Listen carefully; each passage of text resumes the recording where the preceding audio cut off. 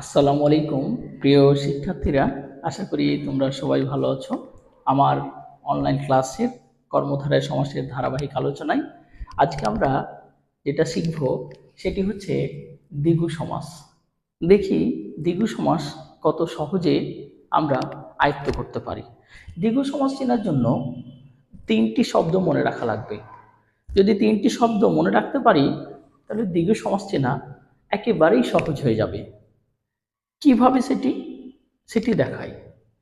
এই দ্বিগু সমাসের বৈশিষ্ট্যটা হচ্ছে যে আমাদের এই পূর্বপদটিতে একটি সংখ্যা থাকবে, আর পরপদ যেটি থাকবে সেটি হবে বিশেষ্য।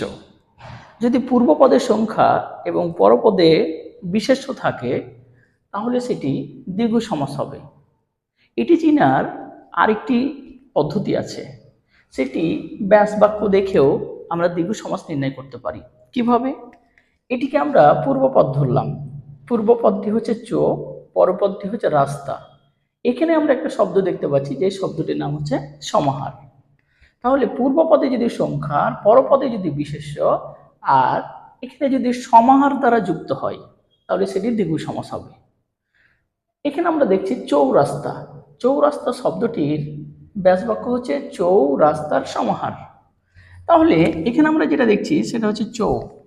চৌ মানে আমরা বলতে পারি চার, তাহলে চার একটা সংখ্যা। রাস্তা এটা একটা নাম, বিশেষ্য পদ। এখানে আমাদের আছে সমাহার। তাহলে চৌ পেয়েছি, চার সংখ্যা পেয়েছি, রাস্তা নাউন পেয়েছি, আর এখানে সমাহার পেয়েছি। এই অর্থে এটাকে আমরা নিঃসন্দেহে বলতে পারি যেটি হচ্ছে আমাদের দ্বিগু সমাস। আবার শত অব্দের সমাহার, শত মানে কত? 100, আর অব্দ একটা বিশেষ্য পদ, এখানে কি আছে? সমাহার, সমান সমান হয়ে গেছে কি? শতাব্দী। তাহলে এটি হয়ে যাবে আমাদের দ্বিগু সমাস। আর দ্বিগু সমাসের আরেকটি উল্লেখযোগ্য বৈশিষ্ট্য হচ্ছে যে পূর্বপদ আর পরপদের অর্থ আমাদের সমস্ত পদে গিয়ে থাকবে। যদি থাকে তাহলে সেটি দ্বিগু সমাস হবে। সপ্ত ঋষির সমাহার, সমান সমান হচ্ছে সপ্তর্ষি। সপ্ত মানে কি? 7, ঋষি ব্যক্তি বিশেষ্য, এখানে সমাহার আছে, সো এটি হয়ে যাবে দ্বিগু সমাস।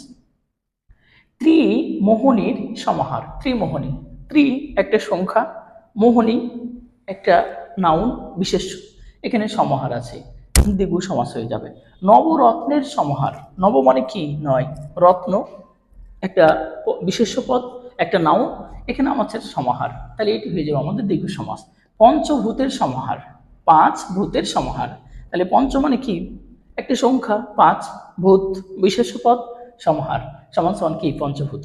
তাহলে আমরা এরকম ভাবে বলতে পারি যে ব্যাসবাক্যের পূর্বপদে যদি সংখ্যা আর পরপদে যদি বিশেষ্য থাকে, ব্যাসবাক্যের ওইখানে যদি সমাহার দ্বারা যুক্ত থাকে, তাহলে সেটি নিঃসন্দেহে বলবো সেটি হচ্ছে কি? দ্বিগু সমাস।